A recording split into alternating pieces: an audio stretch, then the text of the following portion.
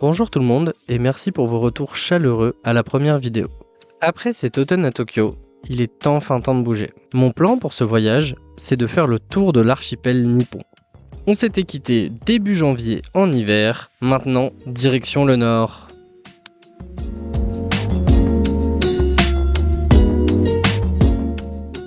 Ça, c'est le Japon. Et ça, c'est Tokyo, mon point de départ. Mon premier arrêt sera ici, Aizu Wakamatsu, la ville des samouraïs. C'est donc une ville qui a été pendant longtemps gouvernée par des clans de samouraïs, et qui dit samouraï dit château.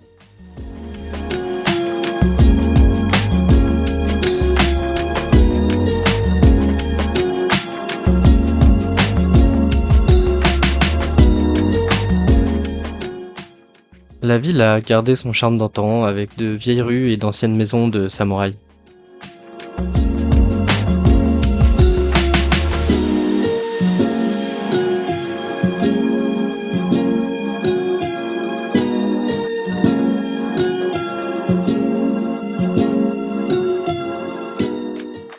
En périphérie de celle-ci, on retrouve même la reproduction d'une des premières écoles de samouraïs, une visite qui fait remonter le temps.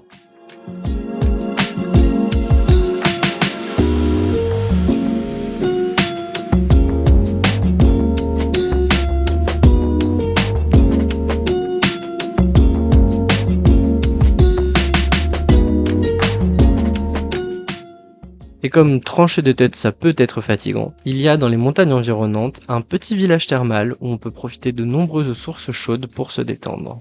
La réalité, c'est qu'aujourd'hui, il n'y a plus vraiment d'activité en dehors des hôtels. Du coup, quand on s'y promène, l'endroit a presque des allures de ville fantôme.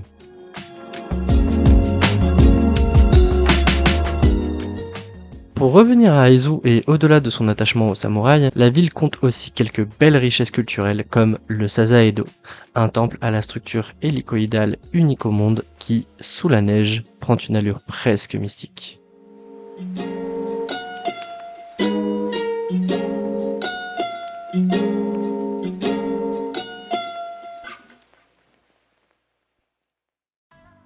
Il est temps de reprendre la route et de revenir à notre époque. Je prends donc toujours le chemin vers le nord et la prochaine étape c'est Sendai. Sendai, c'est une grande ville avec un centre extrêmement urbain ayant des airs de Tokyo. Très agréable à parcourir, surtout le soir où on peut profiter de son immense Shotengai qui parcourt pratiquement tout le centre de la ville. En dehors de ça, autour de Sendai, il y a de nombreuses richesses comme un village de renards au milieu de la neige,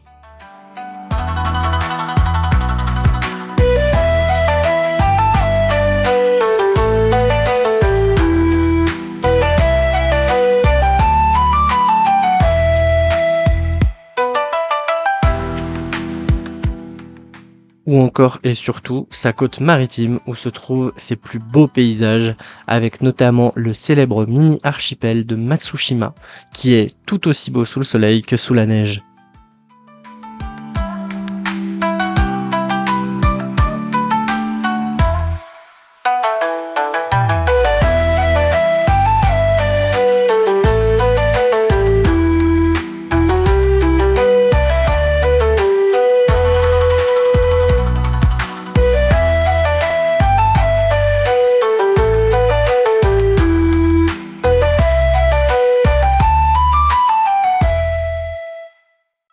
Bon, il est temps d'avancer. Alors quittons maintenant l'île principale, direction notre prochain objectif, l'île d'Hokkaido. Réputée pour ses paysages sauvages et sa neige abondante, c'est l'île la plus au nord de l'archipel nippon. Et pour commencer mon séjour, sa capitale Sapporo me paraît être un choix parfait. Sapporo, c'est tout simplement une magnifique grande ville. Recouverte d'un épais manteau de neige, elle possède un charme incroyable. Et une fois la nuit tombée, ses lumières colorées la transforment complètement.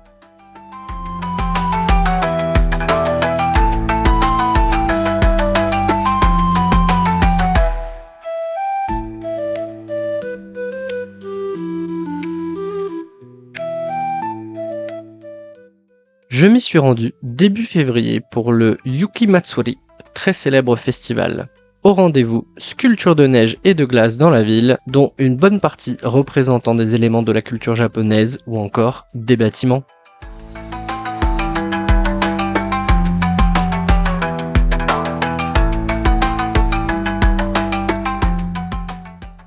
reconnaissez ce château? Oui, c'est celui d'Aizu. Il était à l'honneur cette année et a été reproduit en neige. Bon, après toute cette agitation, il faut aussi que je vous parle du deuxième aspect de cette ville. Quand on s'éloigne un peu de son centre, tout paraît de suite beaucoup plus sauvage et isolé, comme son temple principal.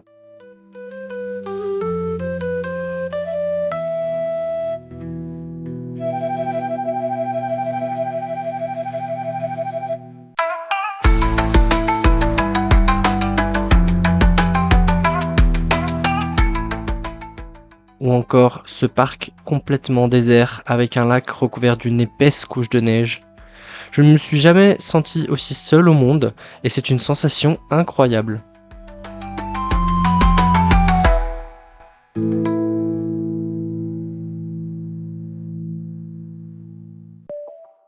Si l'on s'éloigne encore un peu plus dans les coins montagneux, on peut trouver de magnifiques petits villages thermaux comme Josenkei et son festival de lanternes de neige.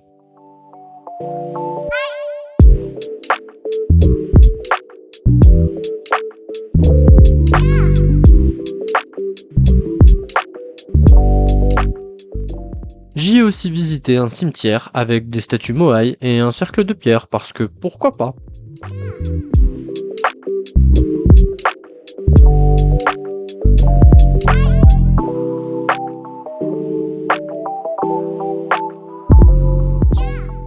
Il y a quand même là-bas un énorme Bouddha enterré sous la neige, ce qui donne au lieu une atmosphère toute particulière.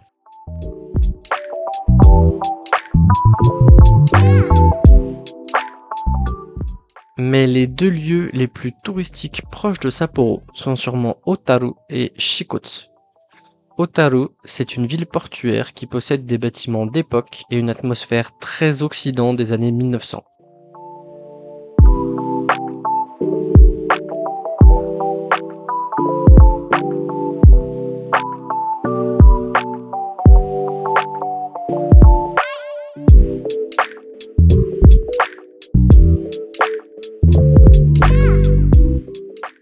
Quant au lac Shikotsu, que les touristes visitent surtout pour son festival de sculpture de glace, qui est certes magnifique.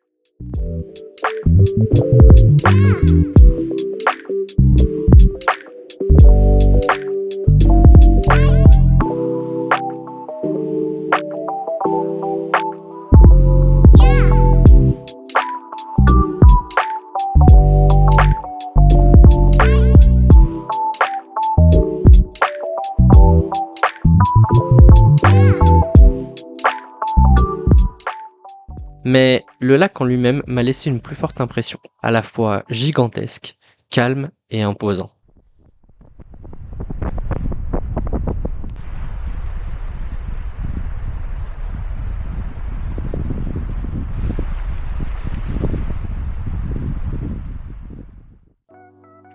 Ah oui, et il y avait des biches aussi.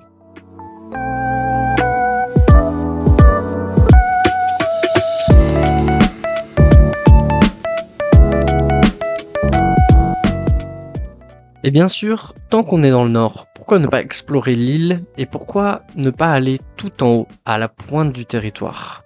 Alors, c'est l'objectif que je me suis fixé. Pour bien commencer mon trajet, je me suis rendu à Noboribetsu, connu pour ses onsen, sources chaudes. Moi, j'y ai trouvé un bain de pieds tiède.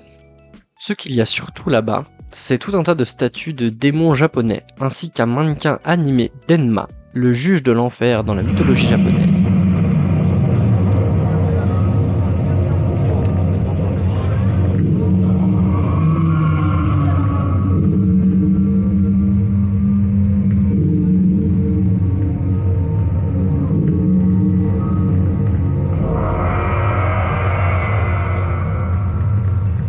Et pourquoi toutes ces références à l'enfer? Pour ça.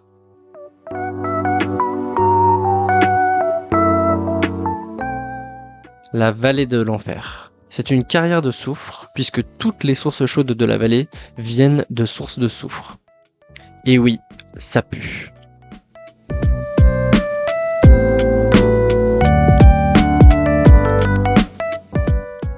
Mais le plus impressionnant, ce fut sûrement le parc des ours situé en haut d'un téléphérique. Pouvoir voir un ours d'aussi près, c'était incroyable.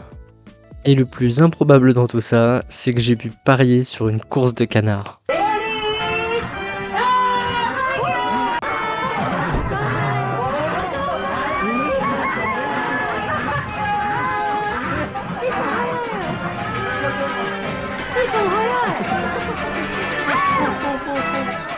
Ah, et si vous vous demandiez comment ils montent la nourriture pour les ours? Après cette parenthèse, on entame sérieusement la route vers notre objectif. Et le premier stop, c'est Asahikawa.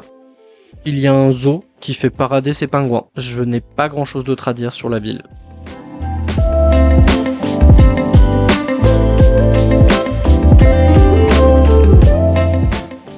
Après ce bref arrêt, j'ai pris un long train pour arriver à Wakkanai, la fin de la voie du chemin de fer, m'indiquant que je ne pouvais pas aller plus loin dans cette direction. Mon objectif était de visiter plusieurs villes alentours afin de m'imprégner de l'ambiance. Pour ce faire, j'avais besoin d'un bolide à ma hauteur.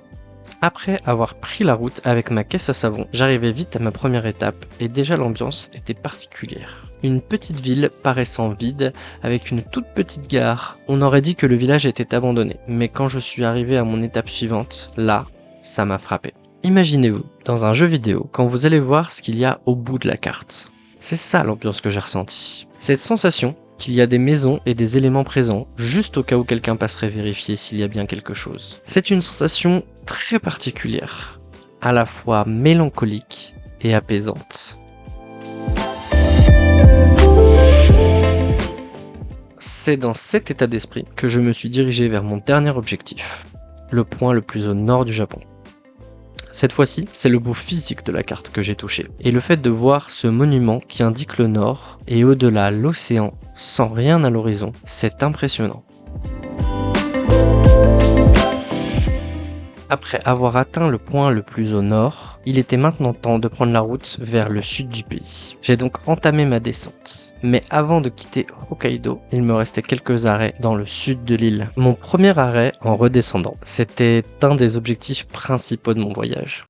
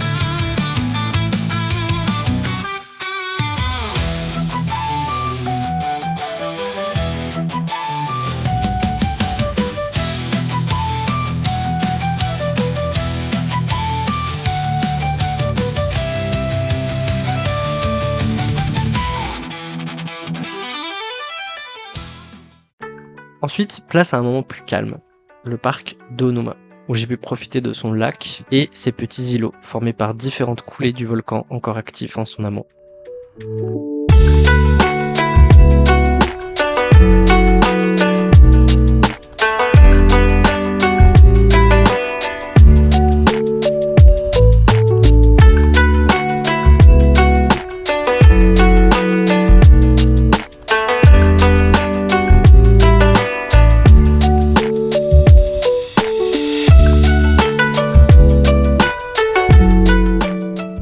Après ça, et juste un peu plus au sud, Hakodate. C'est une ville très importante dans l'histoire du pays, puisque le Japon a connu une grosse période d'isolation de près de 200 ans, qui a pris fin avec son ouverture au monde extérieur par le port de Hakodate. Ce qui veut dire que la culture occidentale est arrivée ici en premier, et on sent les lieux énormément marqués de ces événements, notamment dans l'architecture, ou encore les nombreuses écoles de langue ou autres ambassades.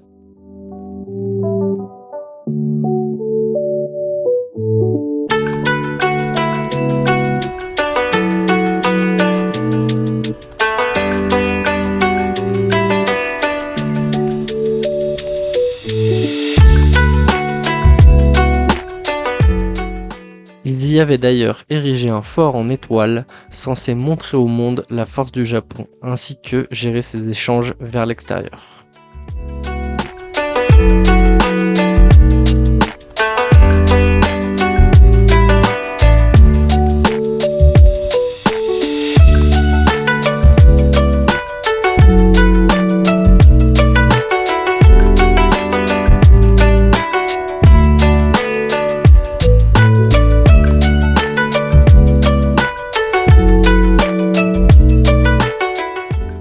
Et c'est en rentrant dans le ferry que je quitte définitivement l'île de Hokkaido, la plus sauvage du pays. La prochaine destination sera la ville d'Aomori qui marque l'arrivée sur Honshu et la descente vers le sud tout en profitant du si fameux printemps japonais avec ses cerisiers. Je vous remercie d'avoir regardé cette vidéo et je vous dis à la prochaine fois.